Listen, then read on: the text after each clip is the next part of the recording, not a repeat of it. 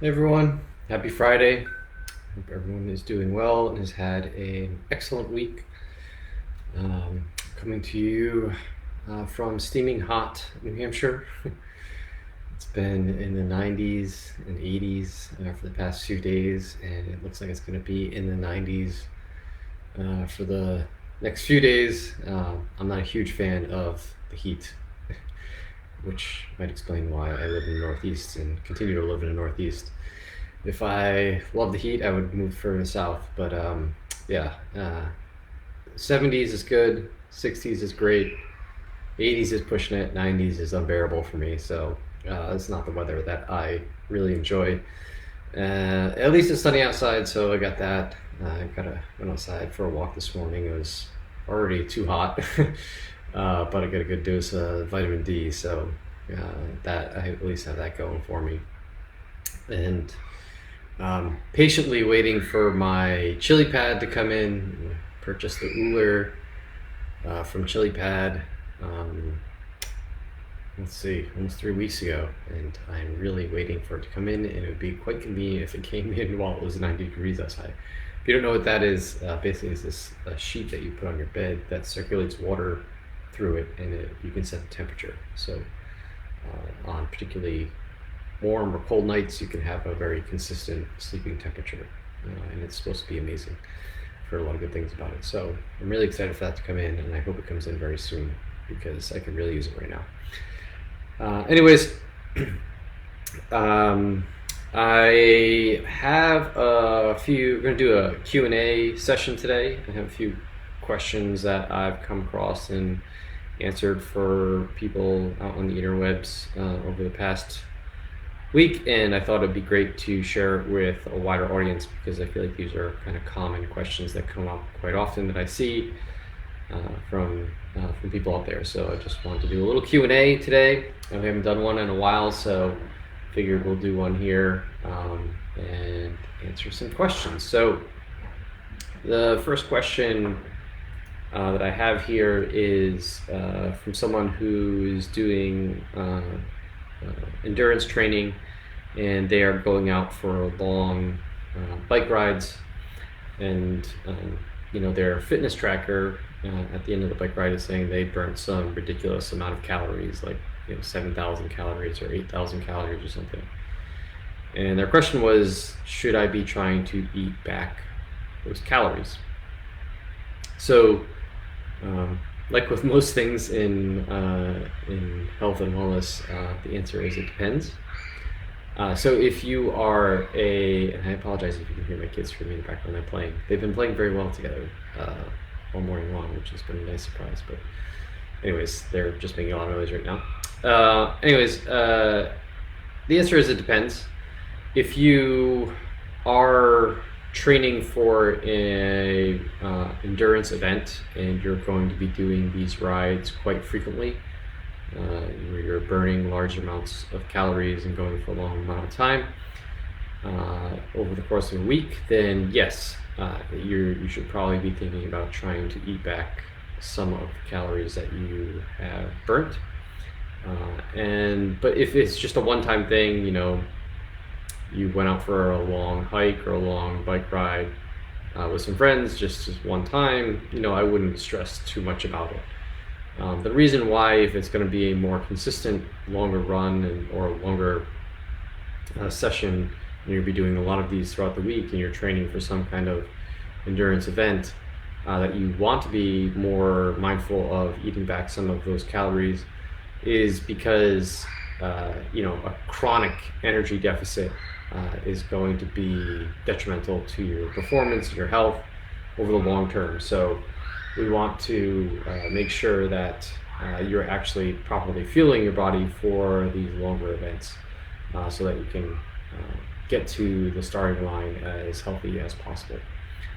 If it's just a one-time thing, it's not being chronic, so it's not as much of a concern. Now the question becomes, do I need to eat back these calories in a single day? So if I burnt 7,000 calories today, do I need to eat 7,000 calories in one day, and how do I do that?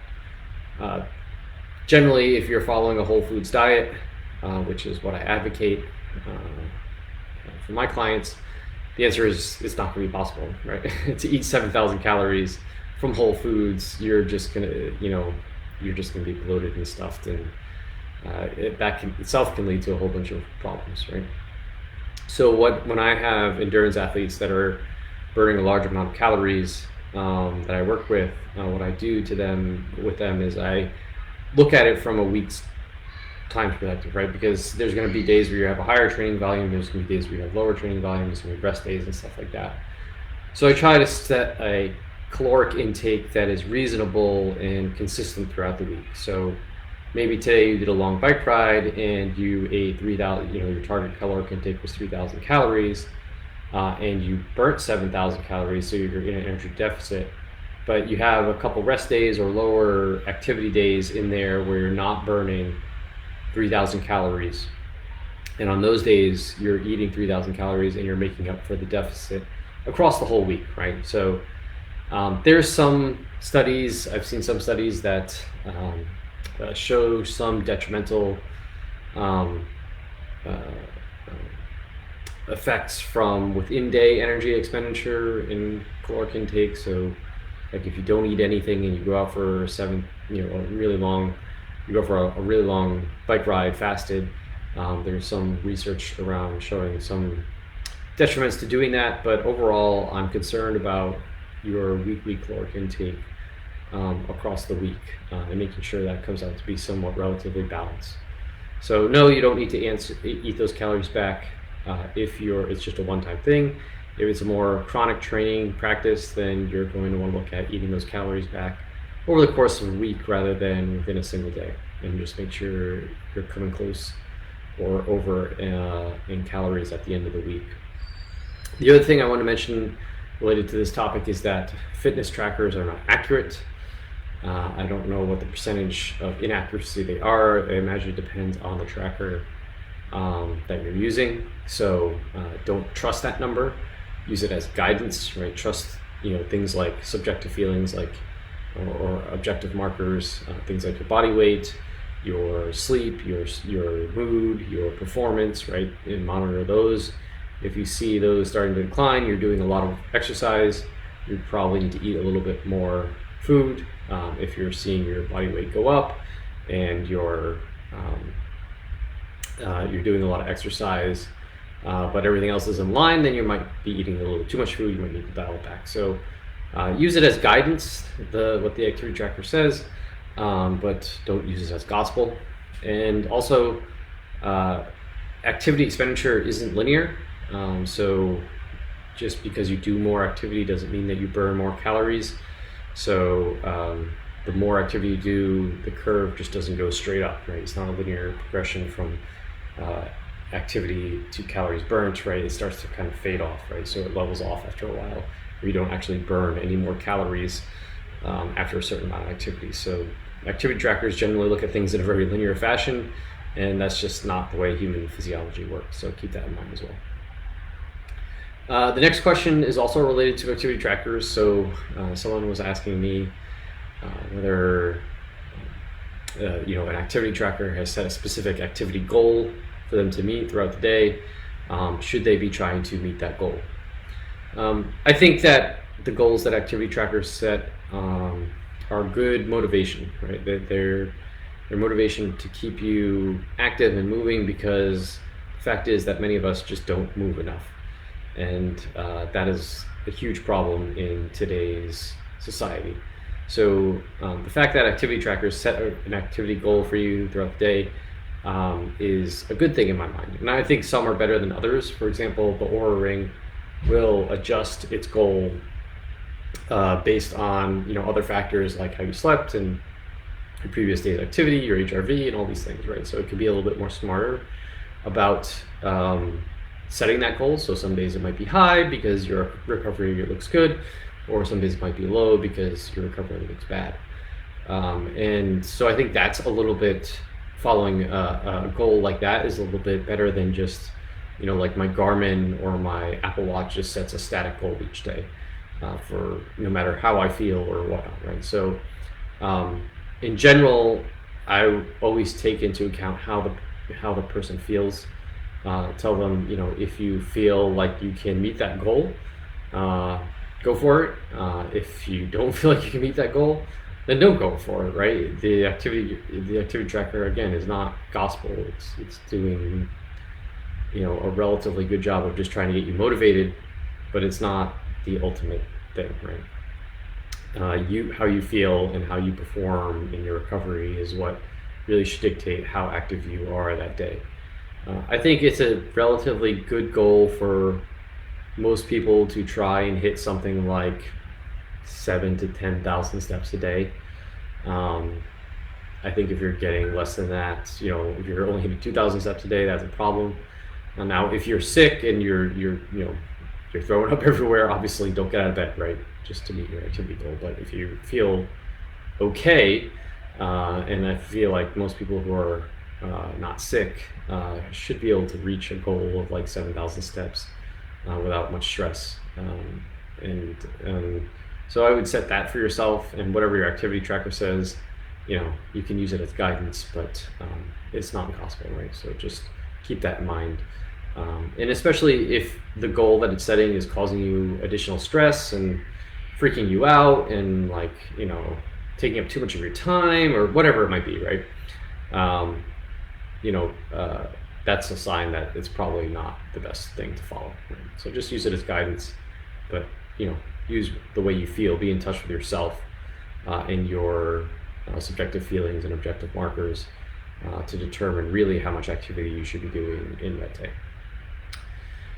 The last question that I came across today is one that's very complicated, and it would be hard to really go about answering in a short Facebook Live like this. You could do whole podcasts and talks have been done on the subject, so there's lots of resources out there for you if you experience this problem. But it's around this person that I came across was having GI issues. They were having gut issues as they started to increase their training volume for an upcoming marathon. And they were wondering, what could be the cause of this problem. So it's hard, like I said, it's hard to say in a short format like this, but things that I often, the first thing I would look to is, the key there is I've increased my training volume for my upcoming marathon, and now I've started having these issues.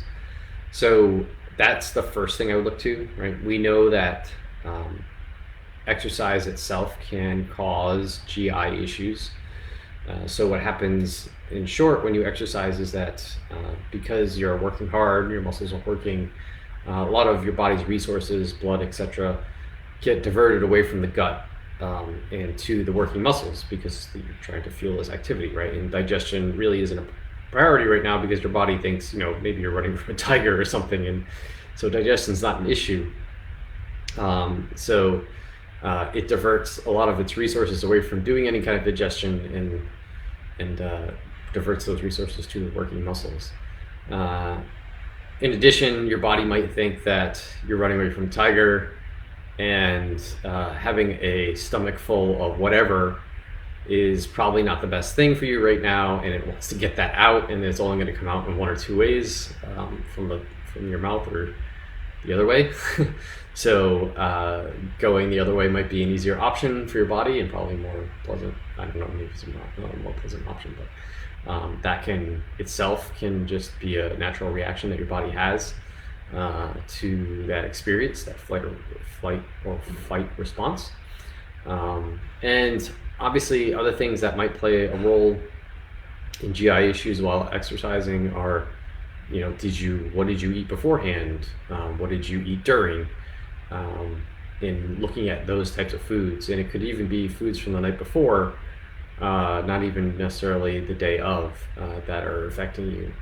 When you have common intolerances to things like gluten or dairy or whatever it might be, nuts or seeds or those types of things, that can exacerbate issues while exercising. So if you already have GI issues from these types of foods, and then you throw exercise in on top of it, that can make things worse. The other thing is